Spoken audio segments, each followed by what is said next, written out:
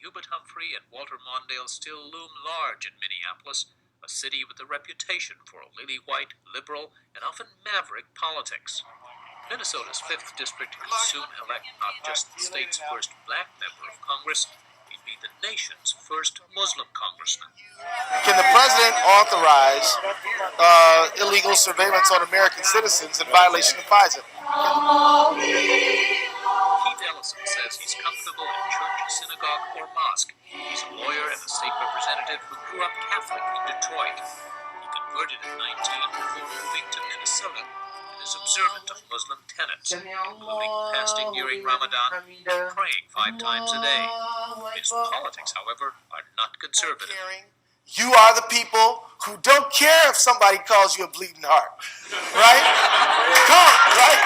His largely urban district, the 43-year-old father of 4 won a crowded Democratic primary race for a seat vacated by a retiring incumbent. The 5th Congressional District, where Ellison is running, is one of the most liberal and democratic districts in the country.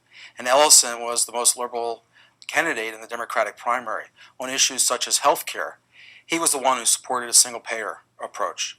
On the issue of the Iraq War, he was the one who favored a quicker withdrawal from Iraq. But Jacob says what really clinched Ellison his primary victory was support from a community few politicians ever thought to tap: Muslims. Minneapolis's Muslim population isn't the largest in North America, but it's grown substantially in recent years. The city, for example, has the largest Somali population in North America. These new Americans haven't been politically active, but they were galvanized by Ellison's candidacy. They are looking for their representatives to just really stand up for the due process and the rule of law.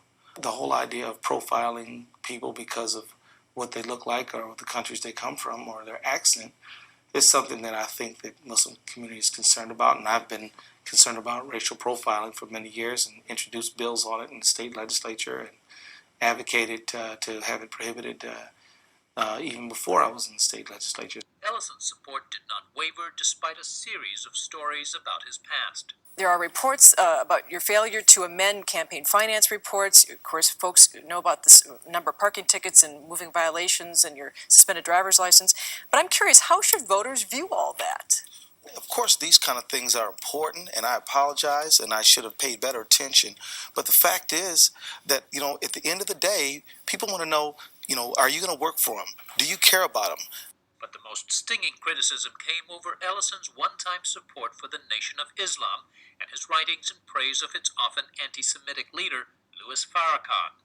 Ellison's Republican opponent, marketing professor Alan Fine, is Jewish. I don't think he's fit to be in Congress. If we have someone who has been part of a hate group, following somebody who, like Louis Farrakhan, I've never been a part of any sort of a hate group.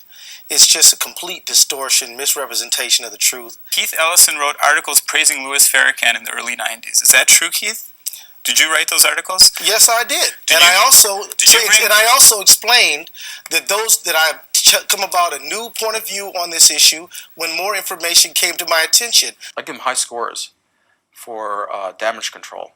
Ellison pretty systematically went through the district and other parts of the Twin Cities, meeting with Jewish leaders, meeting in temples, holding forums, and talking to a good number of Jewish leaders and members of the community. And I think he put to rest a lot of the concerns. Hey, John. Hi, Keith. Ellison has campaigned well outside his base. We did a little grassroots organizing. After Catholic Mass Isn't that good? last Sunday, That's for great. example, Keep that went girl to a the beat for Lindale you. United Church of Christ, a congregation that strongly supports gay marriage. Just like we should not make laws and enshrine in the Constitution law that says that people of different colors can't be married, the state should not decide who gets married based on sex either. His liberal stance on social issues like gay marriage has sometimes put Ellison at odds with his traditionally conservative Muslim constituency.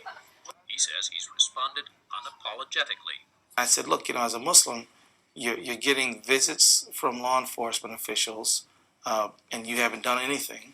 You've heard about relatives being stopped in the airport. You feel vulnerable at this time. Do you want to be the one to say who should not have rights?